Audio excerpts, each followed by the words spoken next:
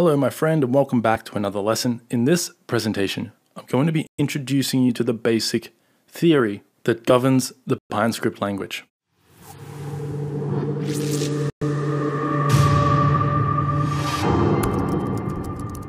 So first things first, what is PineScript? PineScript is TradingView's custom scripting language designed specifically for analyzing market data and nothing else. It is not designed to do anything except be efficient and optimal at analyzing price data and market information. That means that it is a very basic language, which is a good thing for us as traders because we're not interested in building out complex systems or applications. We just want to analyze price, generate alerts, and use code, leverage code to stay on top of the markets and be more effective at our job as traders, which is to extract profits out of the markets. So we don't need anything super complex. We just want a basic language. That's the beautiful thing about PineScript. We'll also cover the drawbacks of the fact that it is a very basic language later on in this presentation. But the core thing to take away from this is that if you're learning PineScript, I would imagine you're probably familiar with MQL, the programming language behind MetaTrader. If you're not familiar with MQL, MQL is basically the equivalent of PineScript for the MetaTrader charting platform. The main difference between the two is that PineScript is far simpler than MQL. MQL is a slightly higher level programming language. It has a bit more power in its functionality. For example, you can read and write to and from files in MQL, so you can create files on the computer and write to them or read from them. You can't do that sort of thing in PineScript because it's a cloud-based language. So the main advantage of PineScript, which we'll cover later on, is that it's cloud-based, it's simple, it runs on the TradingView servers, compared to something like MQL, which needs to run on the MetaTrader platform, which means you need to leave MetaTrader running on your computer in order for it to execute its code. PineScript, however, is not like that. So PineScript is designed primarily for creating indicators and alerts. That's its main purpose and what it is best at. However, it can also be used to automate your strategy backtesting and in some cases even strategy execution. So its main purpose is really to help us stay on top of the markets. It's for analyzing price data, generating alerts or signals on our chart. It was not designed initially to be used to create and test strategies. It can now do that. Over the years, the TradingView team have evolved PineScript to be able to automate strategy backtesting, but I would not say it is the best language out there for this sort of thing. We'll cover the pros and cons of PineScript strategies later in the course when we get to the strategy section of the course, but just know that its main strength, the main strength of PineScript is to create indicators and alerts. So it is not designed for automated trading directly. That feature, that functionality does not exist inherently within the core code of PineScript, but it can still be achieved. You can still automate trading strategies through PineScript. It's just a little bit tricky. You need to use third-party APIs, which means you need to trigger alerts in your code that sends information to a third party, which then executes commands on your trading account based on the information that you send it through your TradingView alerts. So that's a very advanced subject. That is probably the most advanced subject relating to PineScript. So we will cover that towards the end of the course once we've established a core foundational understanding and proficiency with this programming language, which we will achieve by the end of this course. I'm going to show you many examples, practical examples of how to write useful code that can be used to analyze the markets and generate trading alerts, signals. And once we fully understand how PineScript works in that domain, then we will be in a position to experiment with automation. I currently have a script, or I have two scripts actually, that are currently running on the TradingView platform, auto trading through MetaTrader, and it has been profitable for the past few months. So it is possible to automate your trading through PineScript, but it's tricky. There are some pros and cons and drawbacks you need to be aware of. We'll cover that much later in the course. I just want to make you aware of that up front because I know a lot of you are very interested in trade automation. Just know that it's possible, it's tricky, and you will need to know PineScript quite intimately before we get to that subject later on in the course. Anyway, moving on, PineScript is a cloud-based language, which means it runs on TradingView's server. Your code runs on the TradingView server, but it draws its information onto the client, which is your computer and your browser. So when you save your script and execute your code, it is run on the TradingView servers, not in your browser, but it does draw on your browser, and any alerts that you trigger in your code will be triggered on TradingView servers and then sent to your browser or your phone or your email, however you set up your alerts. This means that once you've set up your code and added your indicators or scripts to your chart and set them up, set up your alerts and so on, you can turn off your computer and your script will still continue to run. So moving on, how does PineScript actually work? Well, unlike most languages, Pine runs in what is called an infinite loop. This means that it is continuously executing. In most other languages, this is not the default behavior of your code. Most languages will run your script once, unless you explicitly tell it to repeat itself. In PineScript, we don't need to do that. It actually just runs in an infinite loop.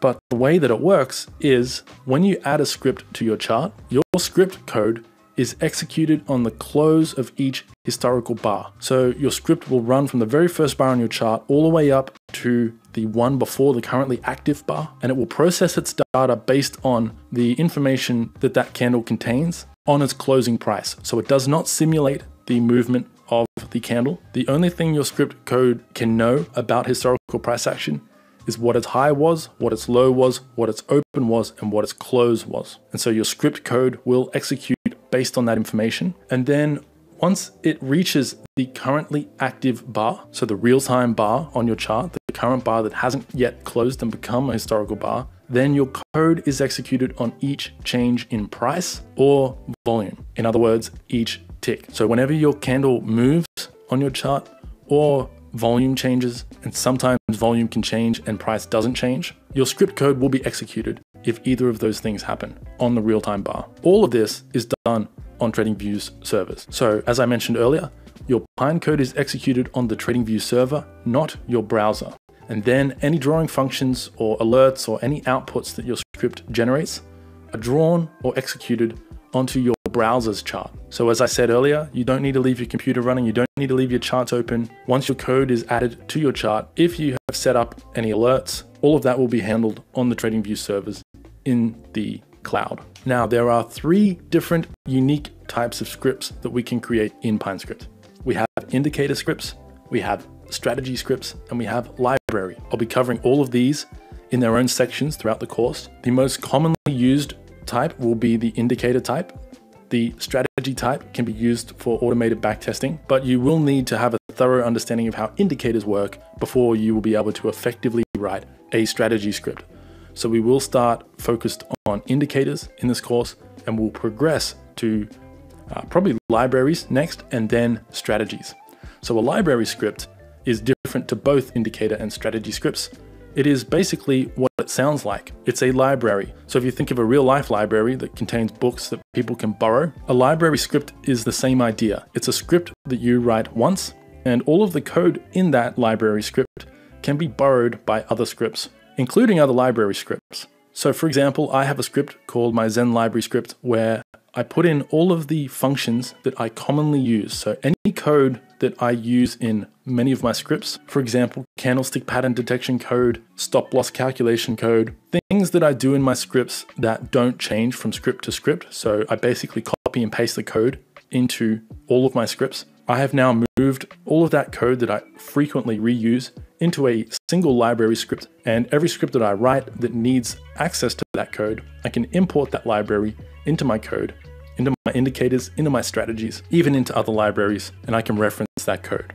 So we'll cover all of these later in the course, but those are the 3 main types we have to work with in PineScript. So our scripts are created using inbuilt functions and variables available to us in PineScript. So the TradingView team have created a wealth of inbuilt functions and variables that we can reference in our scripts. For example, if you want to get the current ATR, the current average true range of a candle, normally you would have to do this. You would have to execute this formula in your code to get that ATR value. But in PineScript, we have access to these inbuilt functions that do this for us. So if you want to get the ATR in PineScript, it's as simple as this. We just need to request the value of the inbuilt ATR function. That's what's powerful about PineScript. This applies to everything: RSI, stochastics, volume, moving averages, volume weighted, average price, you name it. If it can be done on your charts, PineScript likely have an inbuilt function for it, or the capabilities to write the function yourself are there.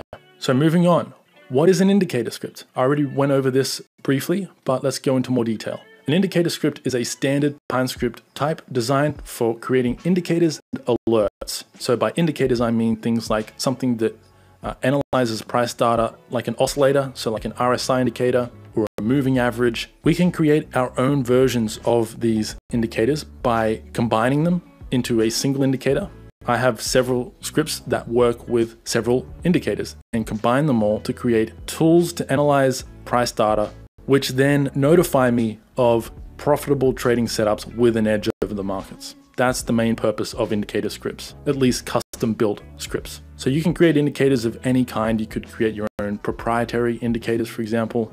I mean, someone had to invent the RSI, which we all now are familiar with and use in our scripts. If you are mathematically inclined and talented, you can probably make any indicator script idea in your head into a reality using PineScript. And so anyway, indicator scripts are more used for their alert functionality. So strategy scripts can technically generate alerts, but they don't have as much alert functionality as indicator scripts. So if you want to generate alerts to assist in your trading process, you will most likely be working with an indicator script. And indicator scripts share all the same inbuilt functions and variables as strategy scripts. So the two types have access to all of the same functions except for a handful of exceptions. For example, your indicator scripts cannot use any of the strategy commands. So you can't enter and exit trades. You don't have access to that code base in your indicator scripts. Basically, a strategy can do anything an indicator can do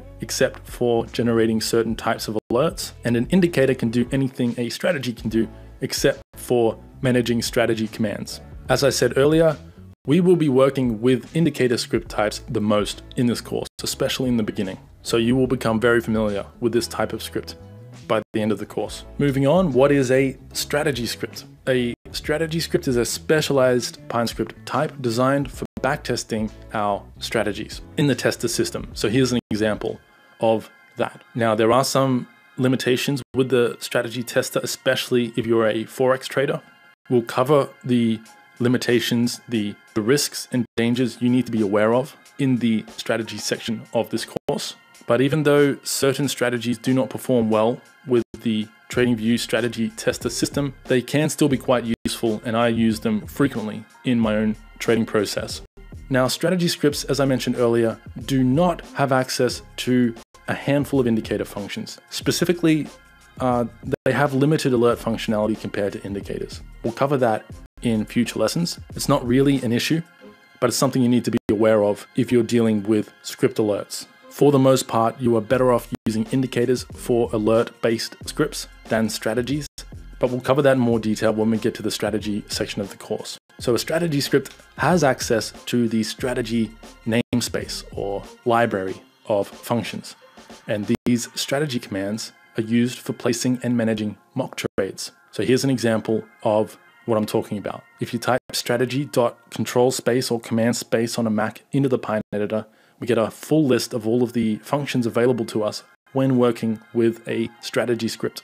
And as I mentioned earlier, we will be working with this type of script in the advanced section of the mastery course. So we won't be covering strategy scripts until we are very familiar with indicator scripts, because you can't write a good strategy if you can't write a good indicator. Now, what is a library script?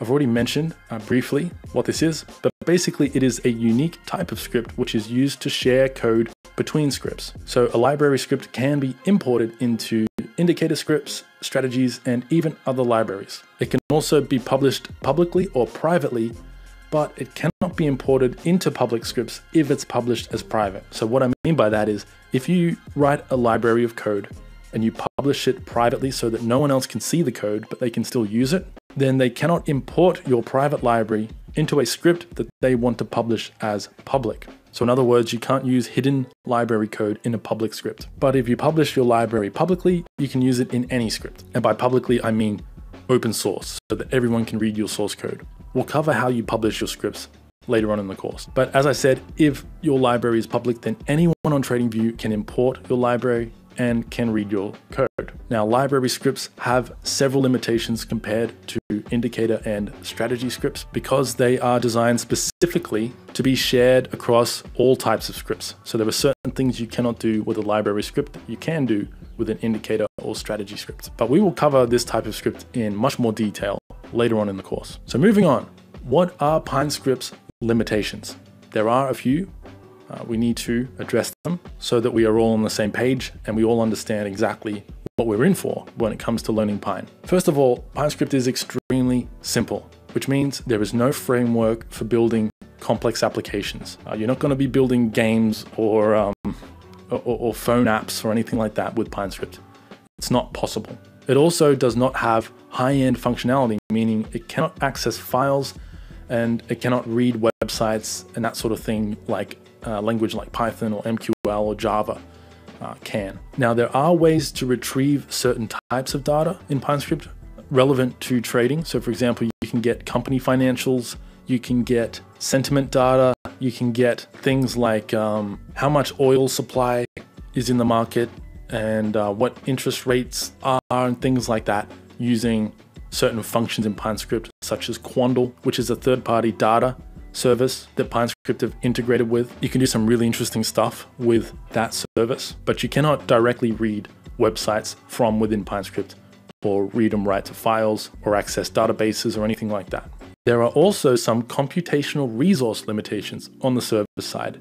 And by that, I mean like memory restrictions, RAM restrictions. The reason for this is that our scripts run on shared servers. So when I write a script and add it to my chart, the same server or the same network of servers runs my script just as it runs your script. So we are all using shared infrastructure when we're using Pine. Now that's generally not a problem for performance.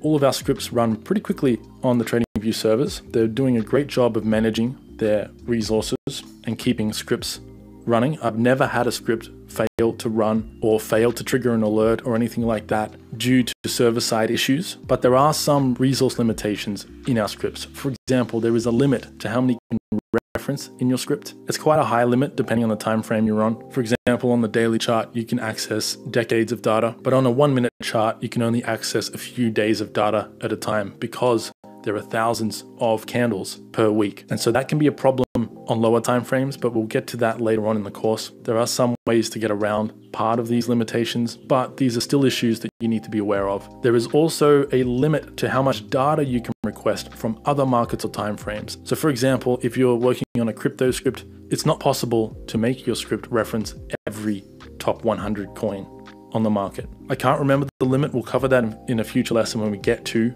requesting other timeframes and other markets, but I think the limit is around 20 or 30 markets per script and timeframes. But it's not often that you would ever need to access that many markets. I've never written a script that needed to access more than a couple of markets at a time. So this isn't a huge deal in terms of limitations, but it is something we need to be aware of. Next, there is also a limit to how much time a script can take to execute. I've never run into this issue, and I've written some pretty long scripts. I have a script that is nearly 1,000 lines of code that takes a while to run, but has never failed to run. So again, I'm not sure what the actual limit is. I think they change it based on the resources that are required to keep the servers running, but it's quite a long time, probably longer than 10 or 20 seconds. I don't think I've ever had a script take longer than that to execute, but that's something to be aware of as well. Basically, this means you need to make sure your scripts are efficient, especially if your script is very complex. If you write an extremely complex script with hundreds of lines of code, you need to make sure that you've written your code efficiently so that it's not doing anything that takes too long to execute. For example, we can work with loops in PineScript, so you can loop your script any number of times before it executes its output. If you mess up your code with your loop so that it takes too long to run, your script may not actually run on your charts. So we'll explore that limitation in future lessons. Next, there is a limit to how much computer memory or RAM your scripts can use. So if you use a lot of data types in your script, you could run into this issue. I've never run into this issue. In fact, I've never run into any of these issues that I'm mentioning here, except for the candle limitation and how many candles I can access. That has been a problem in some of my scripts, but I've never run into any of these other issues, so you shouldn't need to worry about them, but these are inherent limitations of the language that I need to cover. Finally, the final limitation that is impossible to work around in PineScript is how long your script source code can be. Again, I'm not sure what the limit is. I've never encountered it. The longest script I've ever written is around 1,000 lines of code. I would assume that the limit is quite high. So those are the main limitations of PineScript. Let's move on to the main advantages of PineScript. So as I said in the previous slide, one of the biggest disadvantages of PineScript is its simplicity, but that is also one of its biggest advantages. It's extremely simple and very nimble, meaning it's very easy to learn and it's very fast to create scripts. There have been times when I had an idea pop into my head, a trading idea, an indicator idea, and I've jumped on my computer and written code that executes on that idea within a matter of minutes. Some of my best indicators actually came to be through this process of just impulsive ideas. And because it's so easy to write the code, it's a joy to write in PineScript. Even complex scripts do not take very long to write. In the past, I used to do client work. I would write code for clients. I had to charge a upfront deposit for my work because I rarely took longer than an hour to write the entire script for some people. Obviously, there'd be some back and forth, and maybe I'd spend 2 or 3 hours in total working on the script. But if I charged an hourly rate, it wasn't worth my time. So I had to charge a higher upfront deposit fee to make it worth my time as a trader to write that code, because obviously I make a decent living now from my own trading and investing. So I didn't need the money from coding jobs. And the fact that it didn't take very long to do meant that I was getting a lot of requests from people, and eventually I had to stop taking them. So obviously, depending on the complexity of the job, it's extremely simple to write Pinecode. It's very rare that you run into a challenge that isn't easy to write code for. The most time-consuming process you will probably find in PineScript, at least this is what I've found, is that it takes more time to solve the problem in your head using logic and creative thinking to work out a solution to the challenge than it does to actually code that solution. The next main advantage of PineScript is that it is very, very well maintained and frequently improved upon and updated, which sucks for me because it means I spend a massive amount of my time learning new features of PineScript that I don't even use in my scripts, just so that I can teach them to you guys who are interested in those new features. So it's a little bit annoying for me. I'm constantly being forced to update old scripts and learn new ideas and spend time reading the documentation, learning new features of PineScript, but that's great for you guys and the trading community in general. And I'm saying this a little bit tongue-in-cheek. It's also great for me because as a Pinecoder, I use PineScript a lot in my trading process, obviously, or I wouldn't be here teaching this stuff. And so over the years, I've seen some amazing improvements come into PineScript. And so this is a huge advantage of the language. I've never seen a programming language, at least in the trading technology community, that is as frequently updated and improved upon as PineScript is. It's a really exciting language to learn, and you picked a great time to learn it because as of the recent release of PineScript 5, it seems like there are some big improvements on the horizon for this language. The next main advantage of PineScript is the fact that it's based on TradingView. And TradingView have the best support team I've ever had the pleasure of dealing with in the trading industry. I wish more brokers had support teams as excellent as TradingView. The TradingView support team will answer any question you have, even about your own scripts. Over the years, I've gotten to know a few of the team members on a first name basis. I haven't actually had to contact them in quite some time, but back when I was first learning Pine and getting used to the TradingView platform, I was having to contact them quite frequently to ask questions about things I didn't understand about the platform, and they were always fast to reply, polite, and extremely helpful. In some cases, far more helpful than I expected them to be. They really do take the time to make sure your experience on the platform and with PineScript is as enjoyable as possible. And as I've mentioned several times in this presentation, a huge advantage of PineScript is that it runs on the TradingView servers, so you can turn your PC off. You don't need to leave your computer running in order for your scripts to run. And the coolest thing about this is that TradingView, in my experience, have had zero downtime. There has never been a minute of the day where my script wasn't running or where it failed to generate an alert. Running your scripts on TradingView is basically like having your own free virtual private server, at least for generating alerts. It's a very, very powerful service for us as traders. It basically means that if you are a rules-based systematic trader, you almost don't need to check your charts at all throughout the day because your scripts serve as an infallible second pair of eyes on the markets. In fact, this became a problem for me in my trading where I got very slack with analyzing my charts. There was times there where I didn't perform my top-down analysis, my manual trading analysis, as often as I should have throughout the week because I became too dependent on my scripts alerting me to all of my setups. Now, I personally think that's a bad habit as a trader. I think we should always, no matter how automated our systems become, we should always have our finger on the pulse of the market and be involved in the market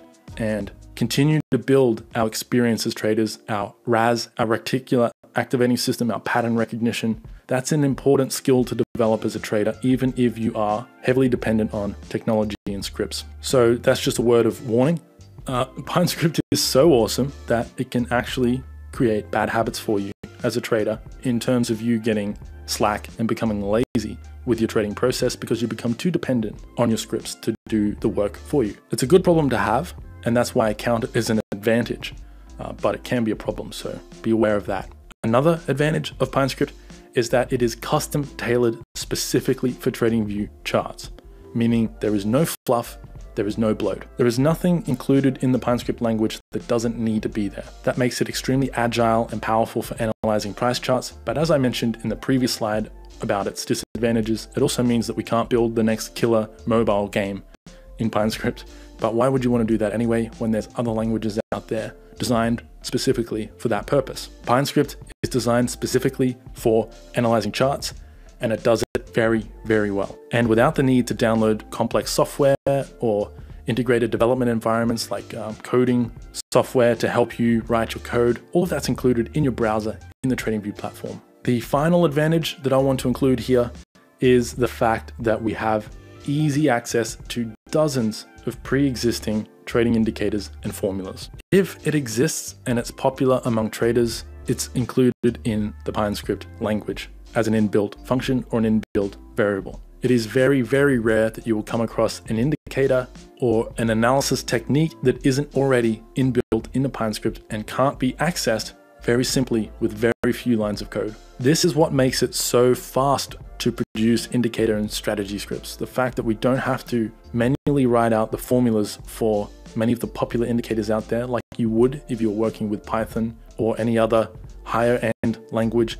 You would either need to find a library that someone else wrote that contains all of that code inbuilt, which comes with its own potential risks and problems and convolution that makes your code even more complex and introduces more things that can break. With PineScript, all of that is seamlessly built into the language. So let's move on to what PineScript's data types are. Now, we'll be working with data types frequently in all of our scripts. There is not going to be a single script that we work with that does not contain some sort of data type. And here is a general list of the main data types we have to work with. I may have missed some here, but if I did miss them, it's because they are exotic data types that are rarely used in your scripts. But these are the core data types that you'll be working with most frequently. First, we have integers, which is basically just whole numbers, numbers without a decimal place. Then we have float data types, floating point numbers, which basically just mean decimals. So any number with a decimal place in it is a float data type. And it's called a float because it's short for floating point, and the floating point refers to the decimal, the fact that the point in the number can float around and be anywhere in the number. That's why it's called a float. So integer and float are the only number data types we have to work with. If you're dealing with a whole number without a decimal, it's treated as an integer. If you have a decimal, it's treated as a float. And this has certain implications, which we'll cover later on in the course when we get to practical use cases of using these data types. Next up, we have the string data type, which is basically just text. Any text in your script is treated as a string data type. And string is just short for a string of characters, letters, numbers, and symbols. Next, we have a Boolean data type, which is my favorite word in programming. I don't know why, but maybe it's because I started programming when I was 14 or 15, but I've always found this word to be humorous. It looks funny, it sounds funny, but it's quite simple. It's just a true or false value. And we will be working with booleans quite frequently. Next, we have the color data type. In PineScript, this is treated as its own data type. In most languages, it's not. Normally, it's just a numerical value. In PineScript, it is a data type. And PineScript comes with a whole host of inbuilt colors that we can work with, or you can create your own colors based on any mix of red, green, and blue, and transparency. And you can even use hex colors in your scripts, hexadecimal colors. We'll cover that in its own lesson. But if you're familiar with web development or Photoshop, if you've ever worked with hex colors and you know how they work, you can use them in PineScript the same way you would in any other context. The next data type we have to work with isn't technically its own data type, but it is a collection of data types, and that is arrays. We call these things arrays. So an array is basically a collection or a list of a specific data type. So for example, you could have an array that is full of Boolean values. Maybe you have a Boolean value for every day of the week. Instead of having 7 unique variables in your script, which would take up 7 lines of code, you could treat those Boolean data types or variables as an array and contain them within a list. It's basically just a way to better organize data types that you use in your script, where you have a lot of data types that belong to a certain group. And then finally, I couldn't think of any other data types beyond this list. I'm sure I maybe missed 1 or 2 of the more obscure data types in PineScript, but the final data type I want to mention here is just drawing objects. So drawing objects are treated as their own data type in PineScript. We have several different data types. I haven't listed them all here, but we have lines, we have tables, we have labels. These are all treated as data types in PineScript, but we'll cover arrays and drawing objects much later in the course because they are a little bit more complex than the other 5 data types here. Integers and floats are just numbers. We'll be working with them a lot. Strings are just text. We won't be working with strings very often, but when we get to labels and tables and that sort of thing, we definitely will be. We'll be working with Booleans frequently, true and false values, and we'll obviously be working with color quite a lot. Arrays and drawing objects are not frequently used in your scripts, but we will cover them in future lessons. So that's it for our data types, and that's it for this presentation. In summary, PineScript is a language that is specialized only for TradingView. It only works on TradingView. It was only designed for TradingView, and that's what makes it so powerful because it is integrated directly into the TradingView platform. It's lightweight, but it can perform some fairly complex behaviors and analysis once you get proficient with this language. So don't let the fact that it's lightweight fool you. This is still a very powerful language, in certain contexts at least, relating to price analysis. It's cloud-based, so it runs on TradingView servers, not on your computer. I've mentioned this several times, but it's important that you understand what this means because it is a major feature of PineScript and has some important implications for how your code works. For example, when you set your alerts, TradingView will save a copy of your script onto their servers, and all of your alerts will be generated from that copy of your code, which means if you then update your code and save your script and apply it to your chart, it will not update your alerts. Your alerts will still be generated on the old version of the script, and so to update your alerts to the new script code, you need to delete your alerts and reset them with the new code. That's an example of what it means to be working with a cloud-based language. And because it's cloud-based, there are obviously a handful of resource limitations because it's not running on your computer, it's running on TradingView's computers or servers. And those servers have a limit to what they can handle. And when we all have our scripts running on the same server network, we can run into issues of resource limitations. As I mentioned earlier, it's very rare that you will run into these issues. I personally never have, but we need to be aware that there are some limitations given the fact that we are basically borrowing computational power from TradingView when we run our scripts. And by the way, that is completely free. It doesn't matter if you're on a free TradingView account or the most premium account. The only advantage of upgrading your TradingView account is so that you can set more alerts and access some of the platform features that are locked out to lower tier subscriptions. When it comes to PineScript, everything is free to access, which is a huge advantage of PineScript as well, is that you don't need to pay any money up front before you commit to using the language. The next important thing to mention in the summary is that PineScript is not specifically designed for automated trading, but this can be achieved using third parties. So we can use our alerts to send or relay information to a third party, which can then use that information to execute or manage trades through our broker or exchange if you're dealing with crypto. Now, this approach comes with its own drawbacks and limitations, which we'll cover in the automation section of this course.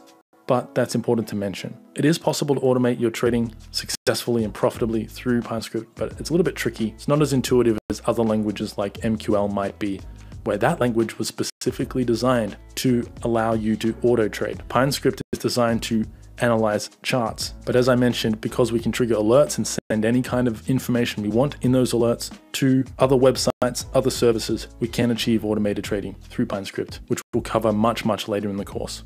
And finally, 3 types of scripts we can work with in our coding.